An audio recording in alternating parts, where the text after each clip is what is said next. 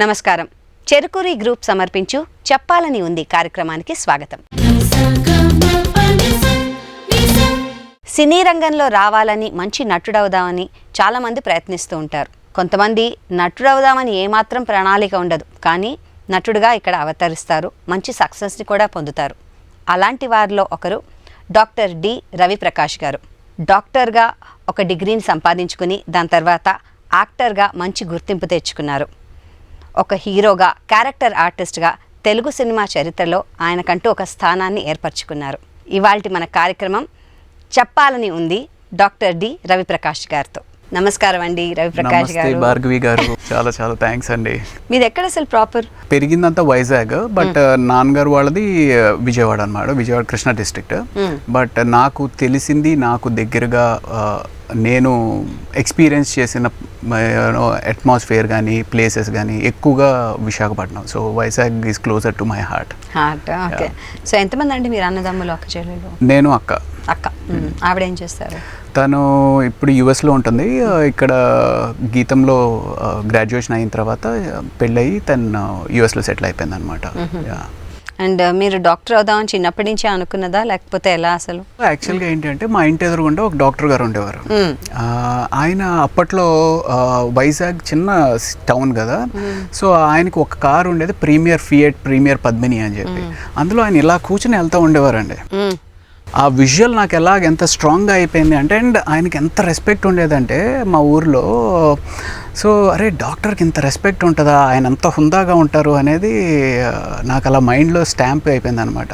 So doctor చదవాలి అని. అప్పటికి మా సిస్టర్ తను నాకంటే పెద్దది కాబట్టి తను చెప్పింది, మెడిసిన్ చాలా చాలా కష్టం, పుస్తకాలు వేసుకుని గంటలు సంవత్సరాలు చదవాలి అని చెప్పింది. లేదు నేను చదువుతాను, డాక్టర్ అవుతాను అని చెప్పి బైపీసీ తీసుకున్నాను అనమాట. సో బైపీసీ తీసుకోవడంతో అటు మెడిసిన్ చదవాల్సి వచ్చింది. మీ అమ్మగారు నాన్నగారు ఏం చేసేవారండి?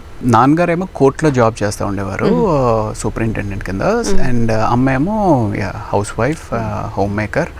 అండ్ నాన్నగారు కూడా మేము చాలా కష్టపడి వచ్చారు, అందరి పేరెంట్స్ లాగానే. డెఫినెట్గా హీఈస్ మై హీరో.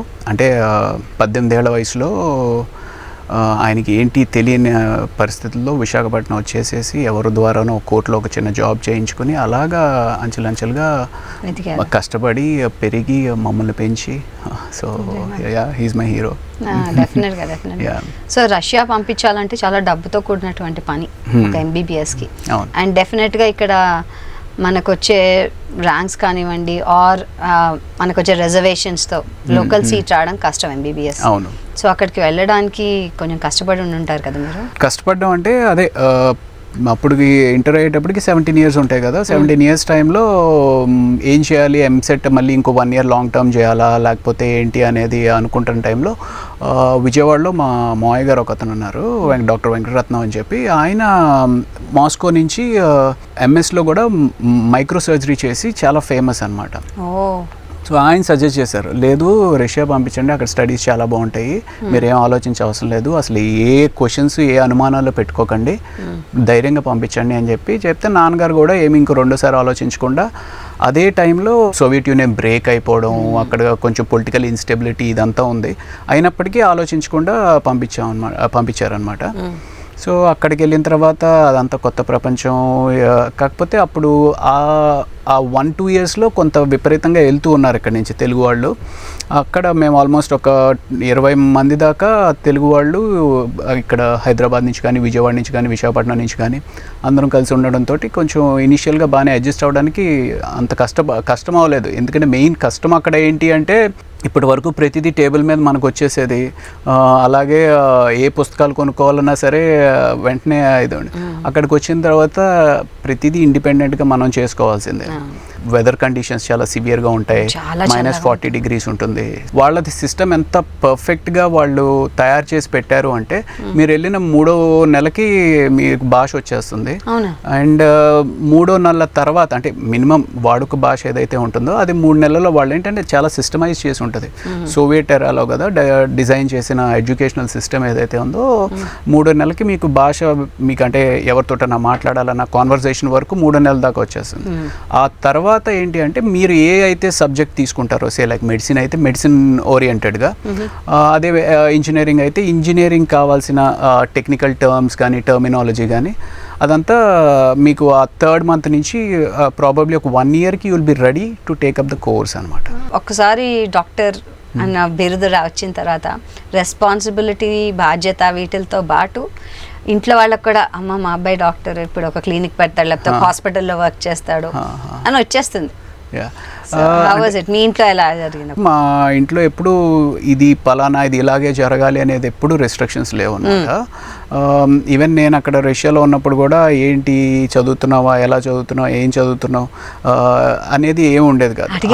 ఆ నమ్మకం ఉండింది. సో నేను ఇక్కడికి కంప్లీట్ చేసి వచ్చిన 1 weekకి నాకు ఫస్ట్ సినిమా ఏదైతే ఉందో శుభవేళ అని ఈటీవీ ఉషాకెన్ మూవీస్లో ఫస్ట్ మూవీ హీరో కింద వచ్చింది అనమాట. వచ్చిన 1 week వచ్చిన 1 week. అలా ఎలా జరిగింది అది? అంటే నిజంగా కొందరు జీవితాల్లోనే లేకపోతే అందరి జీవితాల్లో జరుగుతుందో తెలియదు కానీ, బట్ డెస్టినీ అని అంటూ ఉంటాను కదా, మనం వింటూ ఉంటాం. ఈ డెస్టినీ అనేది ఒక్కసారి నిజంగానే అది డిసైడ్ అయ్యి నిన్ను అక్కడికి తీసుకెళ్ళాలి అంటే తీసుకెళ్ళిపోతుంది అన్నట్టుగా జరిగిపోయింది అనమాట. నేను అంటే మధ్యలో హాలిడేస్కి వచ్చినప్పుడు వైజాగ్లో సత్యానంద్ గారు అని చెప్పి యాక్టింగ్ గురు, యాక్టింగ్ చాలా చాలా ఫేమస్ అనమాట. అటు మహేష్ బాబు గారు కానీ, పవన్ కళ్యాణ్ గారు కానీ, దాని తర్వాత విపరీతంగా చాలామంది ఆయన చేతుల మీదుగా హీరో అయ్యారు అని చెప్పేసి సత్యానంద్ గారు బ్రాండ్ అయిపోయారు అనమాట. సో అలాగా అప్పుడు నేను అప్పుడు సెలవులకు వచ్చినప్పుడు నేను ఆయన్ని వేరే ఇంకో ఫ్రెండ్ ద్వారా అలా కలిసిన తర్వాత రాఘవేంద్రరావు గారు అబ్బాయి ప్రకాష్ ఉన్నారు. ప్రకాష్ కోచింగ్కి వస్తున్నారు, నువ్వు కూడా రా అని చెప్పేసి, అంటే దానికి ముందు నేను కొంత ఆయన కలిసి ఆయనతో ట్రావెల్ అవ్వడం జరిగింది అనమాట.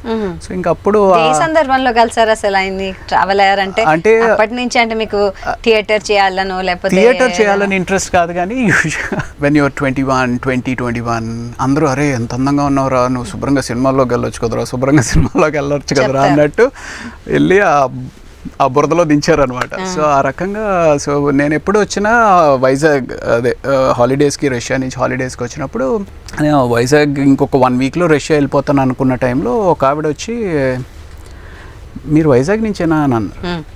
మేబీ ఆవిడకి ఏదైనా అడ్రస్ ఏమైనా కావాలేమో అనుకుని అవునండి వైజాగ్ నుంచే అండి. ఆవిడ కాదు మిమ్మల్ని చూస్తుంటే వైజాగ్ నుంచి ఇలా లేరు అని. కాదండి మీకు ఏమైనా అడ్రస్ కావాలో చెప్పండి, నేను వైజాగ్ నుంచే అంటే కాదు నా పేరు సో అండ్ సో మీకేమైనా ఇంట్రెస్ట్ ఉంటే మోడలింగ్ రిక్రూట్ చేసి వాళ్ళని కోఆర్డినేట్ చేస్తూ ఉంటాను, సో మీరేమైనా ఉంటే ఒకసారి ఇంట్రెస్ట్ ఉంటే ఒకసారి వచ్చి కలవండి అని చెప్పన్నారు. మోడలింగ్ షోస్ అట్లకి. సో నాకు అది అయితే కొత్త ప్రపంచం, అసలు అదేంటి ఏంటో తెలీదు. సో ఆవిడని కలిసినప్పుడు ఆవిడ ఒక ఫోటోగ్రాఫర్కి రిఫర్ చేశారు. సరే ఆ ఫోటోగ్రాఫర్ తోటి ఫొటోస్ తీసుకున్న తర్వాత ఆ ఫొటోస్ వేరే వీళ్ళకి వాళ్ళకి చూపిస్తున్న సమయంలో అరే బాగున్నాయి, చాలా బాగున్నాయి అని చెప్పి ఇంకా చూసిన పక్కన ఉన్న వాళ్ళందరూ ఇంకేముంది నువ్వు డెఫినెట్గా సినిమాకి వెళ్ళాల్సిందే అనుకుంటున్న టైంలో సత్యానంద్ గారు మా ఇంటి పక్కనే ఒక ఇంట్లో యాక్టింగ్ నేర్పిస్తూ ఉండేవారు ఒకళ్ళకి కదా, ఆయన వెళ్ళి కలుద్దాం అని చెప్పి నేను ఇంకో ఫ్రెండ్ కలిసి వెళ్ళాం. సో అప్పుడు ఆయన దగ్గర ఆ ఫొటోస్ చూపించి ఆయన కూడా ఓకే స్టార్ట్ చేయండి, దాన్నే ఉంది సరదాగా ట్రై చేయొచ్చు కదా అన్నట్టు ఆయన ఎంకరేజ్ చేశారు.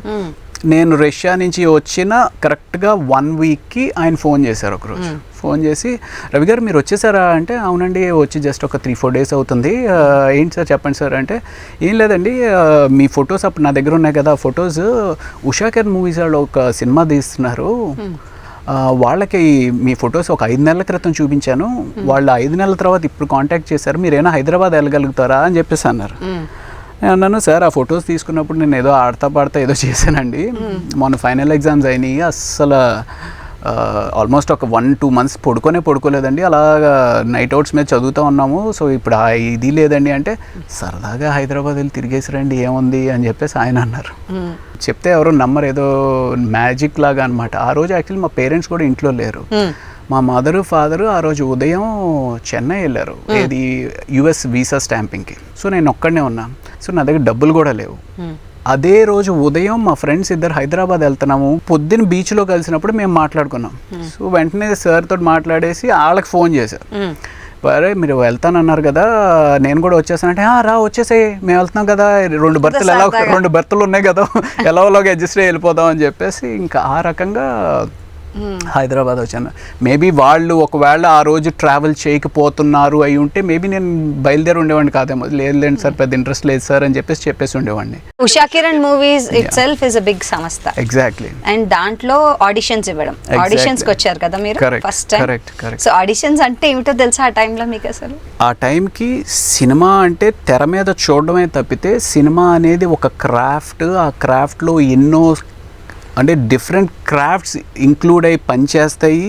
దాంట్లో ఎంత హార్డ్ వర్క్ ఉంటుంది, దాంట్లో ఎంత స్కిల్ రిక్వైర్మెంట్ ఉంటుంది అనేది నాకు అసలు ఐడియా లేదు, జీరో. సో అలాంటి టైంలో యూనో ఉషా కిరణ్ మూవీస్లో హీరో కింద రావడం అంటే అసలు ఆడిషన్స్కే పిలవడం అనేది big thing. Seriously Usha Kiran Movies వాళ్ళు సినిమా తీస్తున్నారు, నిన్ను ఆ హీరో క్యారెక్టర్కి ఆడిషన్స్ పిలిచారు అంటేనే బిగ్ థింగ్. ఇది ఎందుకు అంటే వైజాగ్లో ఉన్న 2 days ముందు జోగి బ్రదర్స్, జోగి నాయుడు గారు, జోగి కృష్ణరాజు గారు, వాళ్ళిద్దరూ అప్పట్లో ఒక మంచి సెన్సేషనల్ ప్రోగ్రామ్ జోగి బ్రదర్స్ చేస్తాను. వాళ్ళిద్దరిని నేను అక్కడ కలిసా వైజాగ్లో. నేను ఇక్కడ కరెక్ట్గా ఇక్కడికి వచ్చేసిన తర్వాత నేను అందులో సెలెక్ట్ అయిన తర్వాత వాళ్ళు నాకు జోగి నాయుడు గారు కలిసినప్పుడు నువ్వు ఉషా గారు మూవీస్లో హీరో కింద సెలెక్ట్ అయ్యావా అని చెప్పి అంత పెద్ద షాక్ అనమాట. అంటే ఆడిషన్కి వచ్చాను అన్నదే పెద్ద షాక్ అనమాట.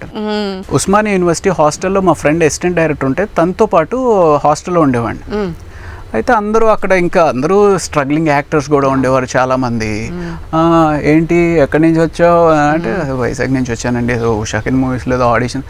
ఆ సినిమాలో ఏమీ లేవే క్యారెక్టర్స్, అన్నీ అయిపోయినాయి, ఒక హీరో క్యారెక్టర్ ఒకటే ఉన్నాను. అదేనండి హీరో క్యారెక్టర్గా పిలిచారండి అంటే హీరో క్యారెక్టర్ పిలిచారా?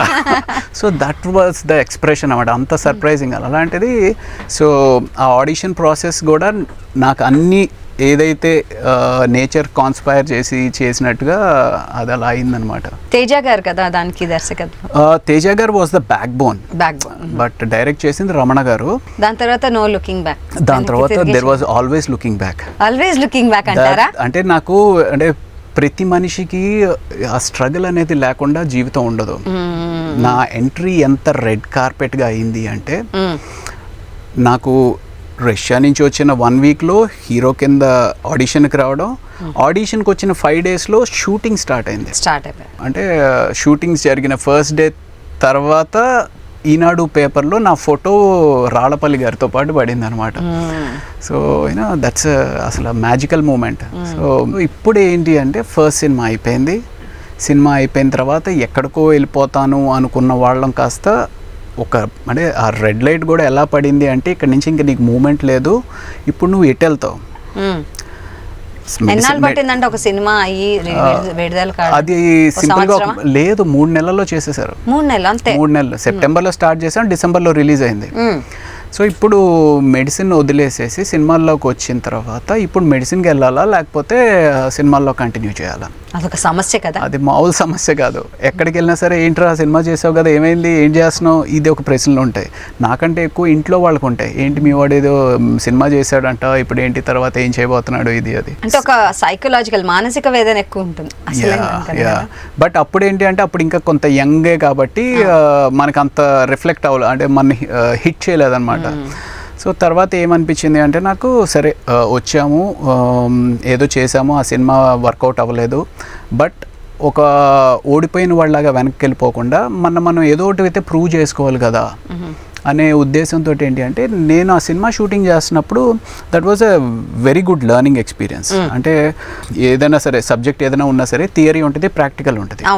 సో ప్రాక్టికల్ మెడిసిన్ కూడా ఏంటి అంటే నేను whenever someone ask me sir మా అబ్బాయిని మెడిసిన్ చదివిద్దాం అనుకుంటున్నానండి ఏంటి అంటే నేను ఏం చెప్తాను అంటే సార్ ఒకవేళ నిజంగానే మీకు ఇంట్రెస్ట్ ఉంటే ముందు మీ అబ్బాయిని కానీ అమ్మాయిని కానీ ఒక డాక్టర్ దగ్గరికి రోజు ఓపీ ఆయన ఏదైతే కూర్చుంటున్నారో ఆ ఓపీలో కూర్చోబెట్టండి. అట్లీస్ట్ ఒక 3 months 4 months చూస్తే ఆ ప్రాక్టికల్ నాలెడ్జ్ ఏదైతే ఉందో ఆ ప్రాక్టికల్ నాలెడ్జ్ నుంచి మీకు డెసిషన్ వస్తుంది, ఆ అమ్మాయికి కానీ అబ్బాయికి కానీ. అలాగా సో నేను సజెస్ట్ చేసేది ఏంటంటే ఒక ప్రాక్టికల్ ఐడియా ఉంటే మనం ఏదైతే కెరియర్లోకి వెళ్ళబోతున్నామో అక్కడి నుంచి మీరు థియరీకి వెళ్ళారు అంటే ఆ థియరీని ప్రాక్టికల్ తోటి రిఫ్లెక్ట్ చేసుకోవడానికి చాలా బాగుంటుంది. సో నాకేంటి అంటే కెరియర్లో యాక్టింగ్ అనేది ప్రాక్టికల్గా జరిగిపోయింది. ఇప్పుడు థియరీ నేర్చుకోవాలంటే అసలు క్రాఫ్ట్ ఏంటి, యాక్టింగ్ అనే క్రాఫ్ట్ ఏంటి, సినిమా మేకింగ్ క్రాఫ్ట్ ఏంటి, ఇది నేర్చుకోవాలి అని చెప్పి అక్కడి నుంచి ఒక 1 year యాక్టింగ్ నేర్చుకుందాం అని చెప్పి అప్పట్లో యాక్చువల్లీ ఇందాక నా సెలక్షన్స్ అప్పుడు నాకు పరిచయమైన వ్యక్తి ఎవరు అంటే రామానంద్ అని చెప్పి అప్పట్లో కాస్టింగ్ డైరెక్టర్ ఒకటి ఉండేవారు తేజ గారి దగ్గర. సో ఆ తేజ గారి దగ్గర పరిచయమైన రామానంద్ గారు యాక్టింగ్ ఇన్స్టిట్యూట్ పెట్టాలని అనుకుంటున్నాను Ravi, so what you say అంటే కలిసి పెడదాము అంటే, కలిసి పెట్టడం అంటే ఆయన మొత్తం అంతా చూసుకునేటట్టు నేను అదే యాక్టింగ్ ఇన్స్టిట్యూట్లో ఒక రూమ్లో ఉండి యాక్టింగ్ నేర్చుకుంటూ అవకాశాల కోసం ప్రయత్నించేటట్టు. సో ఆ రకంగా ఆయనతో పాటు ఒక 2 years ట్రావెల్ అయ్యాను. అంటే ఆ టైంలో ఎక్కడ కానీ పోనీ మన ఎంబీబీఎస్ని యూజ్ చేసుకుందాం అన్న థాట్ కానీ, లేకపోతే డాక్టర్ అవ్వాలనుకున్న ఒక ప్యాషన్తో మీరు కూడా డాక్టర్ అయ్యారు కదా, అంటే ఇప్పుడు ఎంబీబీఎస్ తర్వాత మీరు డెఫినెట్గా అట్లీస్ట్ ఇంకొక 1-2 years అన్న చదివి పీజీ చేయకపోతే దానికి ఎటువంటి ప్రయోజనం లేదు. మళ్ళీ ఇంటర్న్స్ కూడా చేయాలి. సో ఆ ఏజ్లో 22-23 ఆ ఏజ్లో ఏంటంటే it is the right time to start a career, not to SIT and study అని అనిపించింది. సో అది అయిన తర్వాత వెంటనే ఇంకేంటంటే ఆ మెడిసిన్ వైపు ఆలోచన రాలేదు. సో ఆ రకంగా ఆయనతో ఒక 2 years పాటు ఆ యాక్టింగ్ ఇన్స్టిట్యూట్లో ఉండి ఆ క్రాఫ్ట్ మీద నేర్చుకుంటూ తర్వాత జర్నీ వెళ్తూ ఉంది. మీరు చేసిన శుభవేళ సినిమాకి కులశేఖర్ గారు కూడా పనిచేశారు. ఆయన కూడా మీతో పాటే జర్నీ స్టార్ట్ చేశారని చెప్పుకోవచ్చు అంటారా? అప్పటికి అంటే తేజ గారి టీం ఎవరైతే ఉన్నారో, Teja garu, R P Patnaik music director and Kulasekhar garu, అలాగే ఇంకో డ్యాన్స్ మాస్టర్ ఉండేవారు శంకర్ గారు, ఇలా ఓవరాల్గా ఏంటంటే తేజ గారి టీం అనేది ఒక సెన్సేషన్ అనమాట అప్పట్లో. అండ్ దాని తర్వాత వెంటనే నువ్వు నేను కానీ, తర్వాత మనసంతా నువ్వు కానీ, అలాగా ఒక మంచి మ్యూజిక్ అటు ఆర్పి పట్నాయక్ గారు కులశేఖర్ గారు ట్రావెల్లో. సో ఇప్పుడు ఏంటి అంటే నాకు ఫస్ట్ ఈ సినిమా షూటింగ్ అప్పుడు నాకు first day shooting was it self అదొక భయంకరం, అంటే నిప్పుల మీద నడక అనమాట. రాళ్ళపల్లి గారితో సీన్ ఆడిషన్స్ జరుపుతున్నప్పుడు ఏంటి అంటే నువ్వు ఇలాగ వస్తావు, మీ నాన్న అంటే అందులో శుభవేళలో ఒక మంచి సాంగ్ ఉంటుందండి, విశాఖపట్నం చిన్నది అని చెప్పి ఆ సాంగ్ ఉంటుంది అనమాట. ఆ సాంగ్కి లీడ్ సీన్ ఏంటి అంటే మీ నాన్న పెళ్లి చేసుకోమంటాడు, పెళ్లి చేసుకోబట్టే సెటిల్ అయిపోతావు, సో నీ కెరియర్ గురించి ఎందుకు ఆలోచిస్తావు, ముందు పెళ్లి చేసుకోరా అని చెప్పి నాన్న అంటే, లేదు నాన్న నేను ఫస్ట్ కెరియర్లో సెటిల్ అవ్వాలి ఇది అది అన్నట్టుగా సీన్ ఏదో ఎక్స్ప్లెయిన్ చేస్తారు, అదే ఆడిషన్కి చేయమన్నారు. సో వస్తాము చేసేస్తాము అయిపోతుంది, కానీ దాన్ని కట్స్ కింద తీస్తారు అనే క్రాఫ్ట్ మనకు తెలియక చేసేసాను. బాగానే చేస్తున్నాడు కదా, సత్యానంద్ గారి దగ్గర ట్రైనే వచ్చాడు కదా అనే ఉద్దేశంతో వాళ్ళు ఉన్నారు. సో ఇప్పుడు అలాగా ఒక సీన్ రాళ్ళపల్లి గారితో నేను షూట్ చేస్తున్నప్పుడు ఆ ఫస్ట్ డే ఏమైంది అంటే వైడ్ షాట్లో తీసినప్పుడు మామూలుగా వచ్చేసాను చేసేసాను. క్లోజెస్ పెట్టేటప్పుడు నాకు అర్థం అవ్వాల, ఓహో ఆ మొక్క నుంచి అదే ఎమోషన్ని తీసుకొచ్చి మళ్ళీ ఇక్కడ ప్రజెంట్ చేస్తే దాన్ని వీళ్ళు షూట్ చేస్తారు అనేది అసలు అంటే మనకు అలవాటు లేదు కదా, అసలు తెలియదు కదా, క్రాఫ్ట్ తెలియదు దాన్ని అన్నప్పుడు అసలు ఏంటి అంటే ఇక్కడ నుంచి కింద వరకు మొత్తం బ్లడ్ అంతా క్లాట్ అయిపోయింది. అంటే ఏదో ఐస్ బాక్స్లో నన్ను ఇక్కడ నుంచి కింద వరకు పెట్టేసినట్టు ఇలా నిలబడిపోయాను అనమాట. అది కాక పెద్ద పెద్ద లైట్లు అక్కడి నుంచి ఒకటి ఇక్కడి నుంచి ఒకటి వస్తుంటే ఓరి బాబు ఇంతమంది నా కోసం వెయిట్ చేస్తున్నా, నేను ఒక సింపుల్ డైలాగ్ చెప్పలేకపోతున్నానని ఫ్రీజ్ అయిపోయాను. ఇప్పుడు తేజ గారు వచ్చారు, ఏంటి రవి అంటే ఏం అర్థం అవట్లేదు సార్, అసలు నాకు మైండే పనిచేయట్లేదండి, అసలు నా బాడీకి మైండ్కి కోఆర్డినేషన్ లేదండి అంటే, మరి ఏంటి ప్యాకప్ చెప్పేద్దామా అన్నారు. సరే అయితే ప్యాకప్ చేసేయండి అని చెప్పేసి first day half day shoot చేసి ప్యాకప్ చెప్పేశారు. సో ఒకరోజు ఆర్పి పట్నాయక్ గారు కులశేఖర్ గారు కూర్చోపెట్టి నన్ను మోటివేట్ చేస్తూ ఉన్నారు, రవి నీకు అసలు అర్థమవుతుందా నువ్వు ఏం చేస్తున్నావో, ఎలాంటి సినిమా చేస్తున్నావో, దీని తర్వాత నీ లైఫ్ ఎలా ఉండబోతుందో అంటే. ఇంకా అలాగా కులశేఖర్ గారు ఆర్పి పట్నాయక్ గారు కూర్చుని ఆల్మోస్ట్ ఒక 1-2 hours నాకు ఇలా చేసుకోవాలి, ఇలా చేయాలి, ఇది చేయాలి, అది చేయాలి అని చెప్పి చాలాసేపు చెప్పారనమాట. సో ఆ రకంగా కులశేఖర్ గారు వాజ్ అంటే చాలా ఒక సరస్వతి పుత్రులాగా నేను అప్పట్లో చూసేవాడిని. బట్ తర్వాత సడన్గా ఇలా అవుతుంది, ఆయన లైఫ్ ఇలా మారిపోయిందంట, ఏంటి అయింది అనేది డెఫినెట్లీ పెద్ద షాక్. హీరోగా స్టార్ట్ అయింది మీకు, దాని తర్వాత చేసిన క్యారెక్టర్స్ అంటే క్యారెక్టర్ ఆర్టిస్ట్గా కూడా చాలా రకాల క్యారెక్టర్స్ చేశారు అండ్ పెద్ద పెద్ద స్టార్స్తో చేశారు. చిరంజీవి గారు, వెంకటేష్ గారు, బాలకృష్ణ గారు ఇలాంటి ఆర్టిస్ట్తో. సో అలాంటి అవకాశాలు వచ్చినప్పుడు ఎలా అనిపించేది అండ్ వాళ్ళతో నటించడం వల్ల మీరే నేర్చుకున్నారు? అంటే ఒక్కొక్క హీరో గారితో జరిగిన ఎక్స్పీరియన్సెస్ ఏంటి, ఘర్షణ ఉందనుకోండి ఒకటి వెంకటేష్ గారితో చేశారు. నేను అప్పుడు ఆడిషన్ ఇచ్చాను కదా, ఏది నా ఫస్ట్ సినిమా ఆడిషన్ తర్వాత మళ్ళీ నేను ఇంకొకసారి ఆడిషన్ ఇచ్చి సెలెక్ట్ అయిన సినిమా ఏంటి అంటే ఘర్షణ అనమాట. యా, దట్స్ అగైన్ వండర్ఫుల్ అంటే మెమరీ టు షేర్. నేను అప్పట్లో చెప్పాను కదా, ఇంకా యాక్టింగ్ నేర్చుకోవడం కానీ, డ్యాన్స్ నేర్చుకోవడం కానీ, ఫైట్స్ నేర్చుకోవడం కానీ ఇలాంటివన్నీ రెగ్యులర్గా జరుగుతూ ఉన్న టైంలో ఒకసారి నేను డ్యాన్స్ క్లాస్కి వెళ్తే అక్కడ తమిళ్ వర్షన్ కాకా ఏదైతే ఉందో అందులో మెయిన్ ప్రైమ్ క్యారెక్టర్ చేసిన హీరో పక్కన ఇంకో ఆఫీసర్ క్యారెక్టర్ బాలాజీ అని చెప్పి, ఆ బాలాజీ నేను డ్యాన్స్ ప్రాక్టీస్ చేస్తూ ఉంటే ఎదురుగుండా కూర్చొని ఉన్నారు. రే నేను ఎక్కడో చూశాను రా అని చెప్పి యాక్చువల్గా దాని ముందు రోజే కాకా సినిమా చూసా. అసలు ఆ సినిమా చూసి నాకు మైండ్ బ్లోయింగ్ అనిపించింది. అబ్బా ఏం మ్యూజిక్ అంటే, ఎలాంటి వాడైనా సరే ఆ సినిమా చూస్తే ముందు నేను పోలీస్లో జాయిన్ అవుతానని డిసైడ్ అవుతాడు, అంత ఇన్స్పైరింగ్ అనిపించింది అనమాట. సో చూసి షాక్ అయ్యి ఆ హ్యాంగ్ ఓవర్ తోటి ఆయన దగ్గరికి వెళ్ళి, బాస్ ఏంటి బాస్ మీరు ఇక్కడ ఉన్నారు ఏంటి బాస్ అన్నట్టుగా చాలా ఎక్సైట్మెంట్తో చాలా మాట్లాడితే ఆయన చాలా కూల్గా ఉన్నారనమాట. బ్యాడ్ లక్ ఏంటంటే ఆయన చనిపోయారు రీసెంట్గా 1 year బ్యాక్ ఆయన చనిపోయాడు. బట్ డెఫినెట్లీ నాకు లైఫ్లో ఆ బ్రేక్ ఇప్పించింది బాలాజీయే. So should thank you Balaji, thank you. అప్పుడు ఆయన కలిసిన తర్వాత ఏంటి ఇక్కడ ఉన్నారు అంటే, మేము కాకా తెలుగులో చేస్తున్నాం అన్నారు. అవునా, ఎవరు హీరో అంటే వెంకటేష్ గారు అని. ఓకే వెరీ నైస్ అని చెప్పి నేను, అంటే నా ఇంటెన్షన్ ఆయన చూడడమే ఎక్సైట్మెంట్ తప్పితే క్యాస్ట్ ఏదో అందులో పార్ట్ అవ్వాలి, ఆ సినిమాలో పార్ట్ అవ్వాలి అని. అప్పటికి ఆల్రెడీ ఆ హీరోతో పాటు మిగతా ఉండే 3 క్యారెక్టర్స్ని ఎవరెవరో నోటెడ్ యాక్టర్స్ని ఫైనలైజ్ చేసేసారు అన్నట్టుగా తను చెప్పారు. సినిమా మీద అభిమానంతో డైరెక్టర్ గారిని ఎలాగైనా కలవాలి, ఆ గౌతమ్ మేనన్ గారిని ఎలాగైనా కలవాలి అని చెప్పి, కల్పించుతావా బాలాజీ అంటే రా ఆయన వచ్చినప్పుడు చెప్తాను రా అని చెప్పి చాలా క్యాజువల్గా అనమాట. సరే అయితే నేను మొత్తం ఇంత పెద్ద 2 albums పట్టుకుని ఆయన కలుద్దాం అని చెప్పి ఆయన ఆఫీస్కి వెళ్ళి కూర్చొని వెయిట్ చేస్తున్నాను. ఆల్మోస్ట్ 2 hours అయింది. వాళ్ళు ఏదో లోపల మీటింగ్లో ఉన్నారు. వచ్చేసి నన్ను చూడలేదు, ఆయన కిందకి వెళ్ళిపోయారు అనమాట. షాక్ అయిపోయింది. అయ్యి బాబాయ్ 2 గంటలు ఇక్కడ కూర్చొని వెయిట్ చేసాం, అసలు మన గురించి పట్టించుకోలేదు ఓకే అని చెప్పేసి.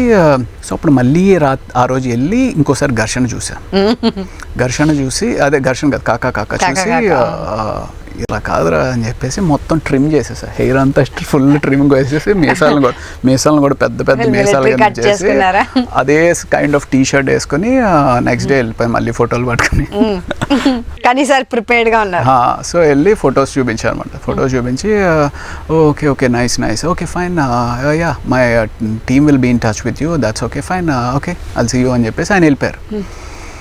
సో అప్పుడు తర్వాత నాకు ఫైనల్గా కాల్ వచ్చింది దట్ వెంకటేష్ గారి పక్కన 3 ఉంటారు, ఆ 3లో బాలాజీ ఒక అయిపోతే ఇంకో 2 క్యారెక్టర్స్ ఉంటాయి కదా, అందులో త్రూ అవుట్గా ఉండే క్యారెక్టర్ నువ్వు అని చెప్పి. ఓ మై గాడ్, అస్సలు ఎంత హ్యాపీగా ఫీల్ అయ్యానంటే, అంటే ఏదో రావడం, మనం ప్రయత్నించి రావడం అనే దాంట్లో సాటిస్ఫాక్షన్ అనమాట. సో అప్పుడు తర్వాత నాకు ఆ బాలాజీ చెప్పింది ఏంటి అంటే, యాక్చువల్గా నేను ఫస్ట్ అనుకున్నది ఆ సీన్ హీరోయిన్తో పాటు ఒక క్యారెక్టర్ సినిమాకి వెళ్తే వెంకటేష్ గారు చెక్ చేసి జస్ట్ ఒక్క సీన్ ఉంటుంది అనమాట. ఫస్ట్ ఆ క్యారెక్టర్ అనుకున్నారు, బట్ నీ లుక్ ఇది అంతా చూసి లేదులే మెయిన్ దీంట్లోనే వేద్దాం అని చెప్పేసి ఆ క్యారెక్టర్ వచ్చిందనమాట.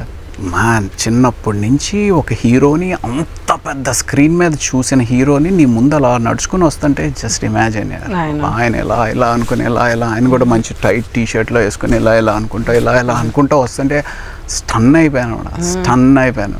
But that journey was fantastic. Through అవుట్గా ఆయనతో పాటు ఉండడం, ఆయన కూడా చాలా విషయాలు చెప్తూ ఉండేవారు. అంటే హౌ టు స్టే కామ్ ఇవన్నీ, ప్లస్ ఆయన ఎనర్జీ, అదంతా that was a wonderful experience. అలాగే చిరంజీవి గారు మెగాస్టార్ ఆయనతో కూడా 2 చిత్రాల్లో చేశారు మీరు. అవును, స్టాలిన్ ఒకటి, ఆచార్య ఒకటి. బట్ స్టాలిన్ వాజ్ అగైన్ 2008లో మురుగదాస్. రమణ అనే సినిమా బ్లాక్ బస్టర్ అయ్యి దాన్ని తెలుగులో చేసి ఠాగూర్ పెద్ద బ్లాక్ బస్టర్ అయిన డైరెక్టర్ ఇలాగేదో సినిమా చేస్తున్నారంటే చిరంజీవి గారితో అని చెప్తే సరే ఆఫీస్కి వెళ్ళిపోయి లోపలికి వెళ్ళి కూర్చొని ఉన్నా. ఆయన అక్కడే కూర్చుని ఉన్నారు, నాకు గుర్తుపట్టలేదు. ఆయన ఇంతే ఉంటారు, మురుగదాస్ గారు ఇంతే ఉంటారు. చూసి అక్కడే కూర్చున్నారు, మళ్ళీ వెళ్ళిపోయారు. సరే డైరెక్టర్ గారు వస్తారని వెయిట్ చేస్తా ఉన్నాను. తర్వాత లోపలికి పిలిచారు అనమాట. పిలిస్తే ఇక్కడ కూర్చుని ఆయన అక్కడే ఉన్నారు. హలో సార్ అంటే okay okay there is one character you come to అని చెప్పేసి డేట్ చెప్పేశారు. చిరంజీవి గారు సినిమా, చిరంజీవి గారు వచ్చే కంటే ముందు నువ్వు వచ్చేసేయాలంటే సార్ మామూలుగానే చాలా సిన్సియర్ మీరు చెప్తున్నారు కాబట్టి 6కే వచ్చేస్తాను సార్ అని చెప్పి 6కి వెళ్ళిపోయాను. 6కి వెళ్ళిపోయిన తర్వాత ఒక డ్రెస్ ఏదో ఇచ్చారు, వేసుకున్న తర్వాత అసిస్టెంట్ డైరెక్టర్ ఒక 7కి వచ్చారు. వచ్చి డైలాగ్ పేపర్ ఇచ్చారు. డైలాగ్ పేపర్ ఇస్తే యూజువల్గా ఒక 1 లైన్ 2 లైన్స్ 3 లైన్స్, అది ఒకేసారి ఆల్మోస్ట్ ఒక 6-7 లైన్స్ ఉన్నాయి. చిరంజీవి గారితో పాటు ఉంటుంది కాంబినేషను. మొత్తం అంతా 1 మోర్ టేక్ అంటే బాగోదు, బాగా ప్రాక్టీస్ చేయాలి. అమ్మ బాబా, ఆయన మాట అనపోయినట్టయితే బాగానే ఉండేది. జాగ్రత్తగా చదువుకో, బాగా ప్రాక్టీస్ చేయని చెప్తే ఇంకా అక్కడి నుంచి పక్కకి వెళ్ళి దడ మనం ప్రాక్టీస్ చేస్తా వెంకటేష్ గారిని చూసిన తర్వాత మళ్ళీ అలాగ ఫ్రేమ్ పెడితే ఆయన అలాగ టక్క మనం నడుచుకుని వస్తూ ఉంటుంటే చిన్నప్పటి నుంచి నిజంగానే విజిల్స్ కొట్టి సీట్ల మీద గెంతులు వేసుకున్న ఆయన చేసిన స్టెప్పులు ప్రాక్టీస్ చేసి అంత చేసిన వ్యక్తి నడుచుకుని వస్తూ ఉంటుంటే డైలాగ్ ఎక్కడ గుర్తుంటుంది? ఆ వైబ్స్లో అసలు మన క్యారెక్టర్ అంటే నేను చెప్పుకుంటా ఉన్నాను, చిరంజీవి గారు అనుకోబాక ఆయన ఒక క్యారెక్టరే, ఆయన ఒక క్యారెక్టరే, నువ్వు ఒక క్యారెక్టర్వి, నువ్వు నీ క్యారెక్టర్లో ఉండు, ఆయన ఒక క్యారెక్టర్లో చూడని చెప్పి, అంటే మధ్యలో యాక్టింగ్ కూడా నేర్చుకున్నాం కదా. సో అలా చెప్పుకుంటా ఉన్నాను. ఫైనల్గా చోటాకే నాయుడు గారు కెమెరామ్యాన్ అనమాట. ఫ్రేమ్ పెట్టేసిన తర్వాత ఒక రెడీ యాక్షన్ అనగానే ఆ ఫ్లో వచ్చేసింది, ఆటోమేటిక్గా వచ్చేసింది, టక్ మన అయిపోయింది. టేక్లో ఫస్ట్ టేక్లోనే అయిపోయిన తర్వాత ఒక షాట్ ఏదో పెట్టారు. అదేంటి అంటే చిరంజీవి గారు ఇలా ఉంటారు, నేను ఇలా ఉన్న తర్వాత నేను ఇలా పక్కకి వెళ్ళిన తర్వాత చిరంజీవి గారు రివీల్ అవడం అనమాట. సో అంటే నేను ఆయన చెప్పిన పని చేయనందుకు గాను ఒక చిన్న ఎమోషన్గా అది సపరేట్ అయినప్పుడు రివీల్ అయ్యే క్యారెక్టర్ షాట్ అన్నమాట. ఆ పక్కకి వెళ్ళడం అనేది నాకు అసలు అర్థం అవ్వలేదు. అది పక్కన ఏదో టేబుల్ ఏదో ఉంది, నాకు ఆ పక్కకి వెళ్దామంటే ఆ టేబుల్ అడ్డం వస్తూ ఉంది. అప్పటికి అది 4 or 5 టేక్స్ అయిన తర్వాత అప్పుడు చిరంజీవి గారు చెప్పారు, ఏమయ్యా టేబుల్ తీయకపోతే తను ఎలా వెళ్తాడు, తనకి ఏం లేదు రవి అని చెప్పేసి ఆయన అప్పుడు ఆ షార్ట్ ఎక్స్ప్లెయిన్ చేశారు. ఏం లేదు, నువ్వు ఇలా ఉన్నావు కదా, నేను ఇక్కడ నీకు ఎదురుగుండా ఉన్నాను కాబట్టి నువ్వు ఎప్పుడైతే ఇలా అవుతావో కరెక్ట్గా అది రివీల్ అవుతుంది, సో ఆ టేబుల్ తీసేయండి అని చెప్పేసి ఆ టేబుల్ తీయించి అప్పుడు వెంటనే షార్ట్ ఓకే అనమాట. So that was a fantastic experience. Nandamuri గారి ఫ్యామిలీ నుంచి బాలకృష్ణ గారితో కూడా చేశారు, అదో అదృష్టం. అండ్ బాలకృష్ణ గారితో మేము గౌతమిపుత్ర సాతకర్ణి సినిమా చేస్తున్నప్పుడు మొర్రోకోలో షూటింగ్ అనమాట. గుర్రాల మీద ఇంచుమించుగా ఒక 60-70 గుర్రాలు అనుకుంటా, మంచి ఫుల్ గ్యాలప్లో వెళ్తున్నాయి. షార్ట్ అయిన తర్వాత అది ఓకే అవ్వలేదు. ఆ షాట్లో ఏంటంటే బాంబ్ బ్లాస్ట్ కూడా ఉన్నాయి, పెద్ద బాంబ్ బ్లాస్ట్. ఫైట్ మాస్టర్స్ ఉన్నారు, మన fight masters Ram Laxman masters ఉన్నారు. సో షాట్ ఓకే అవ్వలేదు. మళ్ళీ ఆ ఫస్ట్ షాట్ అయిన తర్వాత బాబు ఎంత స్పీడ్ అయితే నేను చేయలేనండి అని చెప్పి మేము అందరం దిగిపోయాం. ఎవరైతే 4 వారియర్స్ ఉన్నారో అందరూ దిగిపోయారు. సరే అక్కడ ఫైటర్స్ని పెట్టేసేసి బాలకృష్ణ గారు ముందు వెళ్తూ ఉన్నారు. ఈసారి రెండో షాట్లో ఏమైంది అంటే 2 పక్కల పెట్టిన బాంబ్స్ కాకుండా ఒక బాంబ్ వన్ సైడే బాంబ్ పేలింది. ఈ గుర్రం ఏంటంటే 2 పక్కల పేలినప్పుడు ముందుకు వెళ్ళిపోయింది, ఇది ఒకేసారి పేలేటప్పటికి ఇటు పక్కకి జంపేసింది. ఇటు సైడ్ జంప్ చేసేటప్పటికి అలా కూర్చున్న బాలకృష్ణ గారు టప్మని కొలాప్స్ అయ్యారనమాట. ఆ గుర్రం మీద నుంచి అలా కొలాప్స్ అయితే చూస్తున్న వాళ్ళందరం షాక్. 5 feet మీద నుంచి టప్మని పడ్డారు. హెల్మెట్, ఆ కాస్ట్యూము, ఏంటి సోర్డ్స్ అవన్నీ పెట్టుకొని ఇంకా పరిగెత్తుకుని వెళ్ళేటప్పటికి ఆల్మోస్ట్ అందరూ లేపుతున్నారు కానీ ఒక 15-20 seconds ఆయన రియాక్ట్ అవ్వలేదన్నమాట.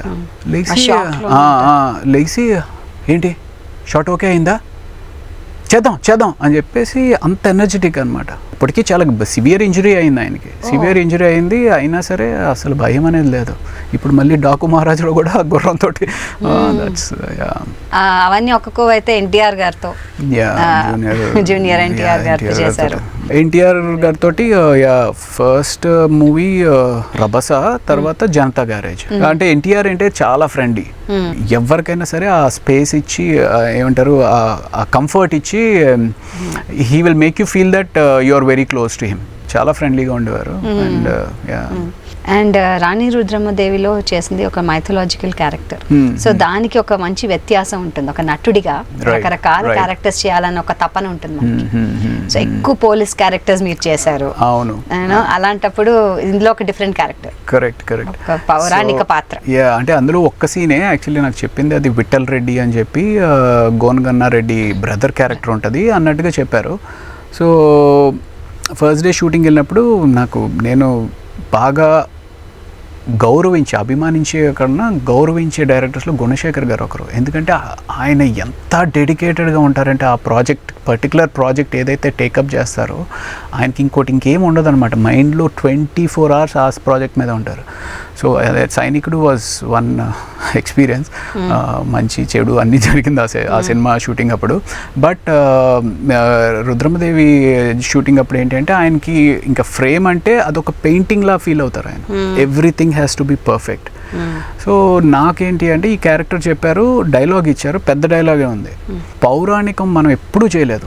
సో దాంట్లో ఎలా నుంచోవాలి, కత్తి ఎలా పట్టుకోవాలి, ఏం చేయాలి అనే బాడీ లాంగ్వేజ్ కూడా ఎప్పుడు ప్రాక్టీస్ చేయలేదు. అది కొత్తగా ఉందన్నమాట. సో నేను చేస్తూ ఉన్నాను, చేస్తూనే నాకు మధ్యలో డౌట్ వస్తుంది, కరెక్ట్ చేస్తున్నానా, రాంగ్ చేస్తున్నానా, చెయ్యి ఇలా పెట్టొచ్చా, ఈ చెయ్యి ఇలా ఎత్తొచ్చా అని చెప్పి. యూజువల్గా మనం యాక్టర్స్ ఏం ఎక్స్పెక్ట్ చేస్తాము అంటే డైరెక్టర్ గైడ్ చేసేస్తే మనం చేసుకుంటే వెళ్ళిపోతాము అని. సో గుణశేఖర్ గారు అలా గైడ్ చేసేవారు కాదు, వదిలేసేవారు. చేయనియండి అన్నట్టుగానే వదిలేసేవారు. సో మొత్తం డైలాగ్స్ అన్నీ చెప్తూ ఆ డైలాగ్ చెప్తుండగానే ఆటోమేటిక్గా ఆ ఫ్లో వచ్చేస్తూ ఉంది అన్నమాట. కత్తాల పైకి లేపాలి, ఒక్కొక్కరిని ఇలా వాన్ చేయాలి, ఇది అన్నట్టుగా వచ్చేస్తూ ఉంది. సో అప్పుడు ఏంటి కొంచెం డౌట్గా చేస్తున్నావు, బాగానే ఉంది చేసేసే అని చెప్పేసి అప్పుడు ఆయన ఎంకరేజ్ చేస్తే దెన్ ఆ ఫ్లో వచ్చిందనమాట. అది మళ్ళీ గౌతమిపుత్ర సాత్కర్ణిలో మహేష్ బాబు గారితో చేశారు మీరు సిబిఐ ఆఫీసర్ గా. సో హౌ వాజ్ ఇట్, ఆయనతో పనిచేయడం ఎలా అనిపించింది? అండ్ అంత పెద్ద స్టార్ మళ్ళీ ఆయన కూడా. So Mahesh Babu is one star who is a born star. So he's a born star. And నేను చేసిన ఎక్కువ హీరోస్లో ఎక్కువ సినిమాలు చేసిన హీరో అంటే మహేష్ బాబు గారితో. అందరూ మహేష్ మీకు బాగా క్లోజా, మహేష్ మీరు బాగా క్లోజా అని అడుగుతూ ఉంటారు. చాలా మంది ఏమన్నా రిలేషన్ అని కూడా అడుగుతూ ఉంటారు. నేను తెలియకుండా అన్ని సినిమాలు చేయడం వల్ల ఏంటో కానీ కొన్నిసార్లు ఏదైనా డైలాగ్ చెప్తున్నప్పుడు కానీ ఏదైనా యాక్టింగ్ చేసినప్పుడు కానీ ఆయన ఇన్ఫ్లుయెన్స్ వచ్చేసిందా నా మీద అనిపిస్తూ ఉంటుంది. ఓ ఏంటి నేను ఏదో తెలియకుండానే మహేష్ గారిని ఇమిటేట్ చేసేస్తున్నాను అనిపిస్తూ ఉంటుంది. సో అప్పుడు కొంచెం జాగ్రత్త పడుతూ ఉంటాను అనమాట. సో అంటే తను చాలా సటిల్గా చేస్తారు, చాలా అంటే లోపల అది ఫీల్ అయ్యి జస్ట్ అలా సింపుల్గా ప్రజెంట్ చేస్తూ ఉంటారు అనమాట. అంటే అంటిల్ అనలెస్ ఇప్పుడు దూకుడులో మీకు ఎన్ని వేరియేషన్స్ కనపడతాయి చూడండి ఆయన క్యారెక్టర్లో. ఎక్కడ కొంచెం ఎనర్జెటిక్గా చేయాల్సిన చోట ఎనర్జెటిక్గా చేయడం, సటిల్నెస్ చేస్తున్నప్పుడు సటిల్ చేయడం. సో హీఈస్ డెఫినెట్లీ యూనివర్సిటీ యాక్టింగ్లో.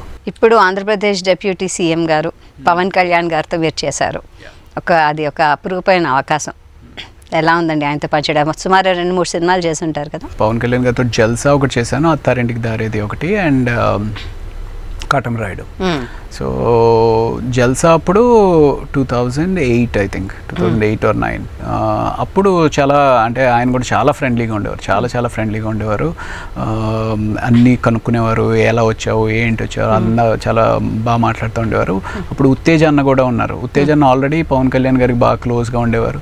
సో మేమందరం మంచి అది కూడా ఎప్పుడైతే హీరోకి ఫ్రెండ్ అనగానే ఆ అట్మాస్ఫియర్ కూడా ఫ్రెండ్లీగా ఉంటుంది అనమాట. సో ఆయనతోటి అలా ట్రావెల్ అనమాట. సో అప్పుడు నాకు బాగా అక్కడున్న మెమరీ ఏంటి అంటే అల్యూమినియం ఫ్యాక్టరీలో ఫైట్ సీక్వెన్స్ చేసాం. ఆ ఫైట్ సీక్వెన్స్ అప్పుడు అది ఆయన అంటే డెడికేషన్ కానీ అంటే అది చేయాలి, ఇంకా డిఫరెంట్గా ఏమైనా చేయాలి అనేది, అది that was a wonderful learning. అప్పటికే అసలు ఆయన అల్యూమినియం ఫ్యాక్టరీలో అంటే ఇంచుమించుగా స్టూడియోలో షూట్ చేసినప్పటికీ రోడ్ మొత్తం అంతా ఆ స్టూడియో బయట జనం అంతా బ్లాక్ అయిపోయేది అనమాట. సో అప్పటికే విపరీతమైన క్రేజ్ ఆయనకి.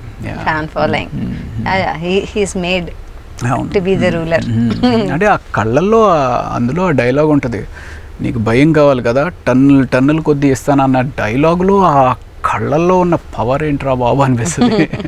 That's what probably makes a hero. అలాగే రామ్ చరణ్ గారితో కూడా చేశారు మీరు. యా, దాంతోటి ధృవ చేశాను. అండ్ దెన్ ఆచార్య తోటి that travel was a fantastic travel, father and son తోటి. అసలు చిరంజీవి గారితో Acharya travel was a fabulous experience అసలు. ఎందుకంటే ఆ చిరంజీవి గారితో పాటు నేను, బెనర్జీ గారే ఉన్నాము.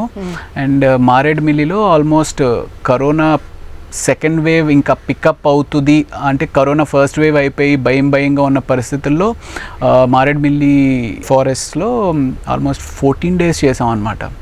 సో 14 days నేను, చిరంజీవి గారు, బెనర్జీ గారు. సో ఆ 1-on-1 ఎక్స్పీరియన్స్ దొరికింది. So that's a fabulous moment. ఎందుకంటే ఫోన్లు కూడా ఉండవు అక్కడ. ఫోన్స్ కూడా ఉండవు. అసలు ఎన్ని మంచి జ్ఞాపకాలు అంటే అది చెప్పుకోవాలంటే నిజంగా ఒక ఎపిసోడ్ అవుతుంది. సో ఇప్పుడు ఈ 24 crafts తెలుసుకున్న మీరు నెక్స్ట్ మీ ప్రణాళిక ఏంటి? మీరు డైరెక్షన్ వైపు మక్కువ చూపిద్దాం అనుకుంటున్నారా, లేకపోతే రైటింగా, or do you have plans as an యాక్టర్గా చేస్తూ కూడా వేరే ఏమైనా చేద్దామని అనుకుంటున్నారా? 24 crafts మీద కొంచెం అవగాహన వచ్చిన తర్వాత యూనో యాజ్ అన్ యాక్టర్ మన రెస్పాన్సిబిలిటీ పెరుగుతుంది. దానికంటే ఎక్కువ నేను యాక్చువల్లీ రీసెంట్గా ఒక షార్ట్ ఫిల్మ్ డైరెక్ట్ చేశాను అనమాట, 2:1:0 అని చెప్పి. యా, సో గౌతమ్ రాజ్ గారు చాలా మంచి ఆర్టిస్ట్. ఆయన మెయిన్ రోల్లో, లీడ్ రోల్లో ఆడపిల్ల కళని, ఒక ఆడపిల్ల తండ్రి కళని ఎందుకు నెరవేర్చలేదు అనే ఒక థీమ్ తోటి చేశాను. అంటే అది కూడా ఏమి డ్రామాటిక్గానో లేకపోతే అంటే సినిమా అదే 24 minutes ఫస్ట్ మినిట్ నుంచి వెరీ ఎంటర్టైనింగ్గా చెప్పాలని ప్రయత్నించాం అనమాట. సో మంచి అప్లాజ్ వచ్చింది, అందరూ చాలా మంచి కమెంట్స్ పెట్టారు, యూట్యూబ్లో ఉంది. సో 2:1:0 అని చెప్పి అది చేశాను. అది చేసిన తర్వాత తెలిసింది, ఓ మై గాడ్, ఒక డైరెక్టర్ ఏం ఎక్స్పెక్ట్ చేస్తాడు, ఒక ఆర్టిస్ట్ అనేవాడు ఎంత కమిటెడ్గా ఉండాలి.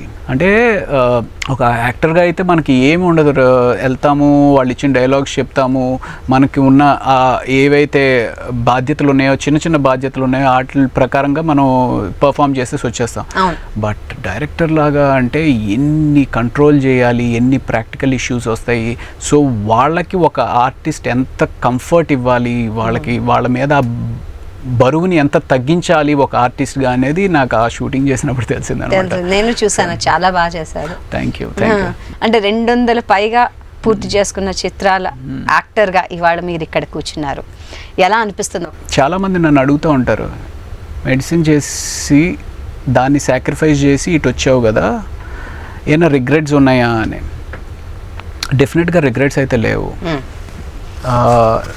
నా పర్సనల్ ఫీలింగ్ ఏంటి అంటే, ఒక ఆర్టిస్ట్ అవ్వడం అనేది ఒక అదృష్టం. ఎందుకు అదృష్టము అంటే, ఇది కూడా నేను చాలా గమనించింది ఏంటి అంటే, చాలామంది వచ్చి మనతో ఫోటోలు తీసుకుంటూ ఉంటారు. కొంతమంది ఏమనుకుంటారు, యాక్టర్ అయితే ఏంటి, మనం వెళ్ళి ఫోటో తీసుకోవాలా అని ఒకటి మాట వినిపిస్తూ ఉంటుంది. బట్ నాకు అనిపించేది ఏంటి అంటే, వాళ్ళు ఫోటో ఎందుకు తీసుకుంటారు అంటే, మనల్ని వాళ్ళ మనుషులుగా ఫీల్ అవుతారు. మనం ఏదో గొప్ప అని ఫీల్ అయ్యే ఫోటో తీసుకోరు.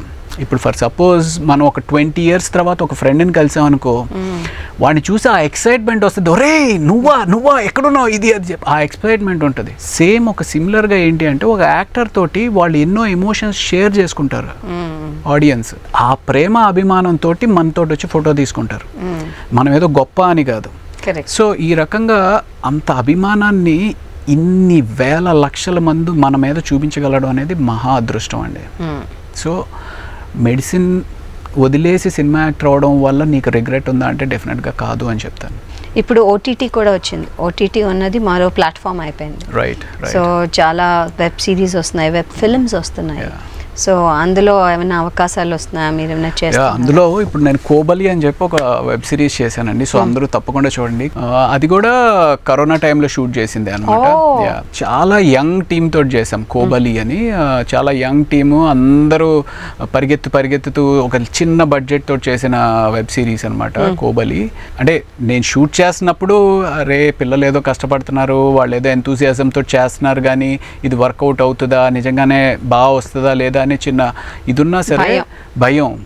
అది కాక షూటింగ్ అంతా ఎక్కడో సంగారెడ్డిలో పెట్టారు, ఇక్కడ నుంచి ఒక ఆల్మోస్ట్ 70-80 కిలోమీటర్స్.